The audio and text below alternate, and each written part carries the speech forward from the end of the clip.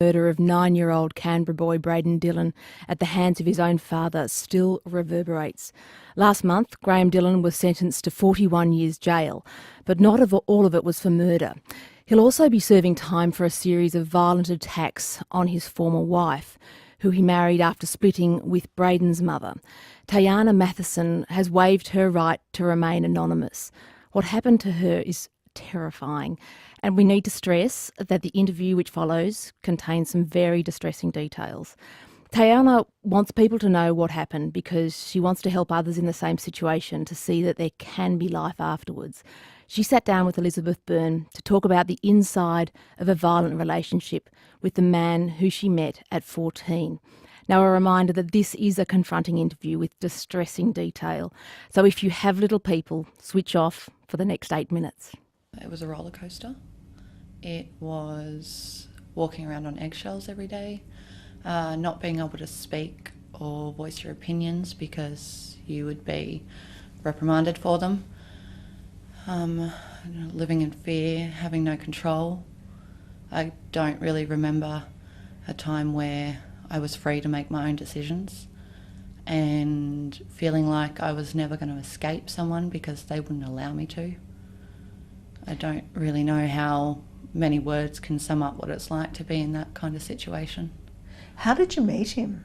I was 14 and I was living in Brisbane, and he just happened to frequent the same place that I was volunteering at for a food bank that was also part of a church.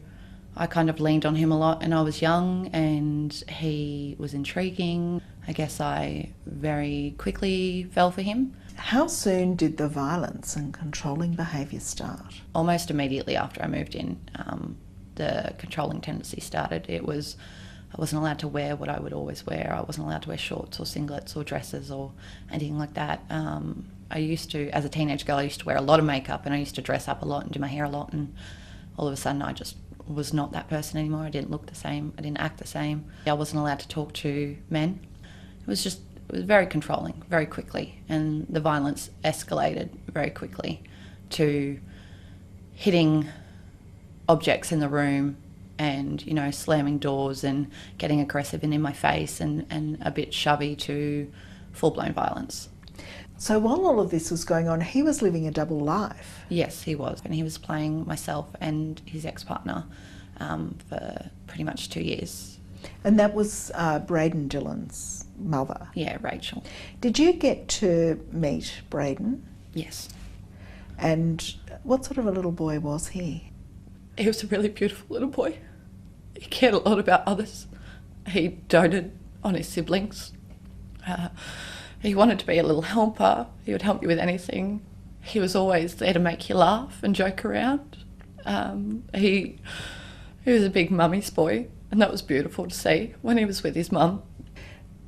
How bad did it get? What did he do to you? There was multiple times that I thought that he was going to kill me. That was it, and it was a daily occurrence. So some of the things that are detailed in the judgment are things like him throwing a knife at you and it hit you, it stabbed you in the knee. Yeah, it stabbed me in the knee, and he threw it from a distance across the kitchen, and his response to it when it did stab me was, "Oh, I didn't think it'd get ya." What was the worst thing that he did to you? The day he attacked me with a hammer, that was pretty full on. And I can't even remember what it was that I did that made him do it. But he didn't even really ever need a reason. If I didn't talk to him, or if I did talk to him, or if I opened my mouth and said the wrong thing, then I was fair game.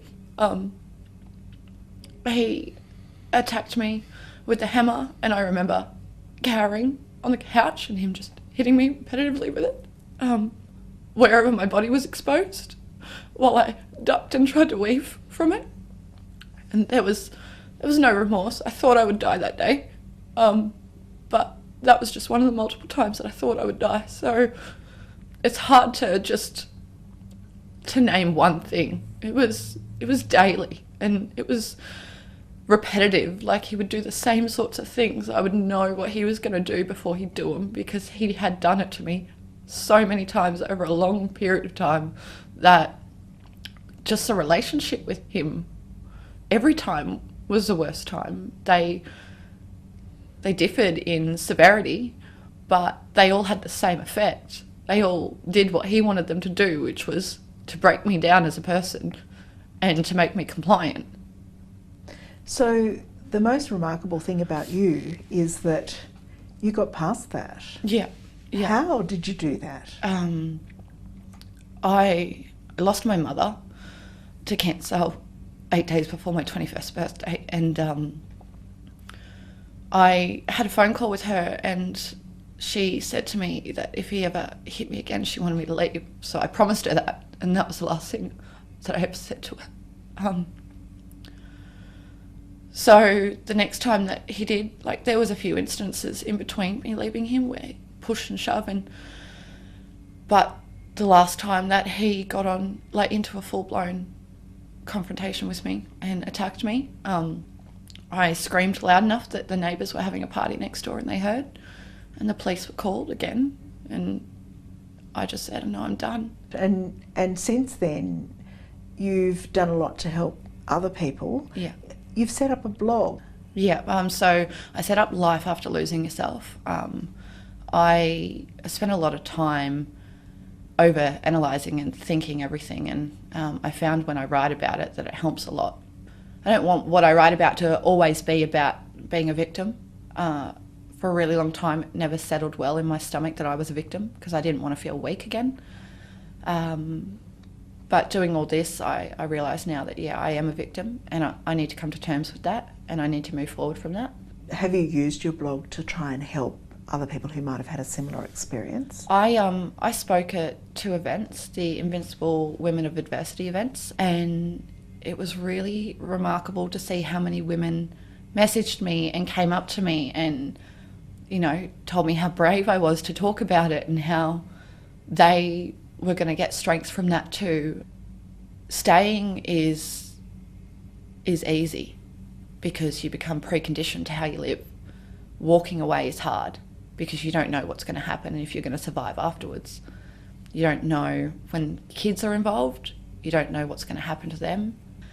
But there is a life afterwards, and you have to find that strength in you that you don't even know exists. And I had to rebuild myself as a person. Afterwards, I got friends. I started socialising. I held my own, took care of myself. And you got a job? I got a job, yeah. That didn't happen straight away. I met my current partner before that happened. If you were able to go back in time, what would you tell your 14-year-old self? Stay away. But in saying I go back to stop what had happened to me would mean that I wouldn't have my beautiful kids and I'd be lost without them. So it's not a very straightforward question that I can answer. How did you feel when the judge sentenced him? I don't know, to be honest. There was no relief. There was nothing really for me to go, well, he got what he deserved. I am grateful that he's seen for what he is now, but it shouldn't have come off the backhand of Bradyn losing his life. If we had been listened to a lot earlier than that, then this could have been prevented. Without a doubt, it could have been prevented. It's Teyarna Matheson, her interview with Elizabeth Byrne on ABC Radio Canberra. And if that's raised any issues for you, you can call the ACT Domestic Violence Crisis Centre's 24-hour crisis line on 62800900. That's 62800900. Lifeline on 13 11 14. Beyond Blue on 1300 22 46 36. And there's more details on that story, the whole story on the ABC News website.